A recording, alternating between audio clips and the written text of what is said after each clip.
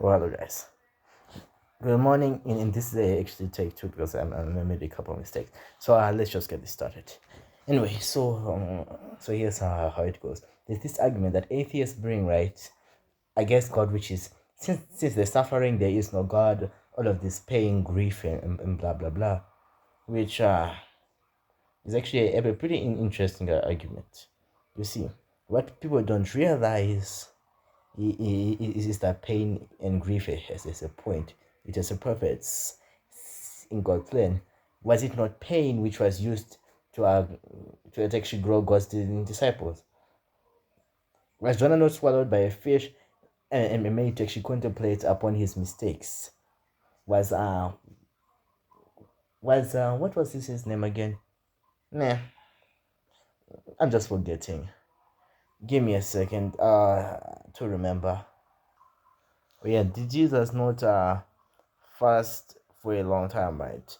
Eh, to actually be tempted so he could resist temptation when he was being crucified so he wouldn't commit a sin. As you can see, our Lord and Savior are prepared. You see, suffering is a preparation. A preparation for a greater purpose. I suffered myself to actually grow into the good person I am today. So to actually think about it, suffering actually helps people grow. I don't remember stories with a lot of suffering because there is a lot of suffering, but I just can't remember all of it. So yeah, as you can see, suffering grows people, and God even says, "Oh, good, all things good and evil are intended for good." So basically, anything that you suffer through is intended to actually help you grow somehow, or help your neighbor, the person next to you, some way somehow, make them realize something. Like how when Lazarus died, and Jesus rose him back from the dead, they realized his greatness. It actually helped them grow closer to him and God. They were in faith, but I don't know, they were struggling with something. Just like how Jonah was struggling with his faith with God, then God made him get swallowed by a fish. He actually did believe in God, but he was scared. And God was like, "Okay, so you're scared. So let me show you something." And he was swallowed by a fish. I mean, that helped him open his eyes, right? I went through something kind of similar to that, not the whole fish scale, but the whole fear and stuff. So yeah, as you can see, God uses pain, suffering, and actually other such things as a tool to actually help people, to help them for their own good and for His glory, which is His glory is good because He is good. He's the good shepherd. So technically, anything that's good goes to His glory. So all things good that we do go to His glory. So a good deed glorifies God. And suffering can help you do good deeds because those who suffer end up being more wise and more kind than those who actually don't. So the argument that suffering creates something, right? Suffering is the reason that God doesn't exist. It's kind of like saying, well, due to Islam collapsing, Islam is gone. Islam is a problem. It's a false religion. Yes, it is collapsing, but doesn't mean it's collapsed. It's like taking a jump with something, right?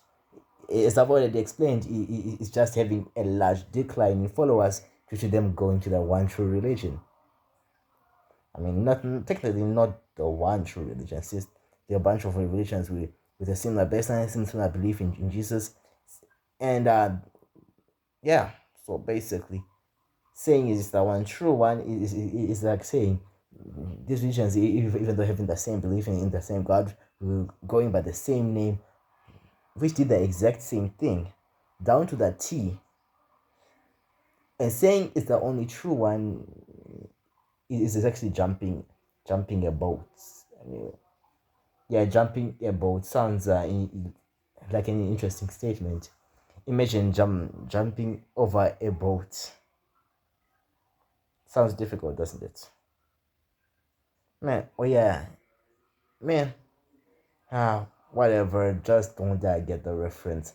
Just think of it as jumping over an extremely large cliff. Whatever. Jumping trying to actually jump to the other side was there's an extremely large cliff. You'll clearly fall inside. Okay, I'll just stop there. So my point is very simple. This argument is well idiotic because of one problem. Pain, suffering, and all of that was used to actually grow people's faith in God. It also helped me grow, helped my sister grow, helped many of my family members grow. And people believing that God doesn't exist because of that pain. It's the same saying just because something's declining, that means it's collapsed. No, it hasn't. Oh yeah, just a simple something that I want to say. It is collapsing, yeah. And this message is not prospering unlike the other ones. Sounds very interesting. You see, in the Quran, somewhere around chapter 6, verse 33, it says that this message shall prosper above all other religions and idolatry thingies, whatever it's called. And since Christianity is viewed as idolatry, wait a minute, something's odd here. But somehow it's a higher percentage in believers than Islam. This is meant to mean that their message was supposed to prosper above all other messages from all other religions, but it's still somehow behind Christianity. And it is even facing a decline once Christianity increases.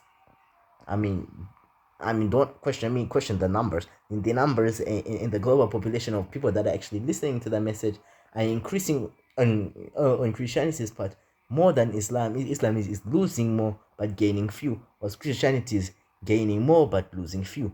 Basically, what that would mean is that Islam's message is not prospering as it was supposed to. Find it kind of funny.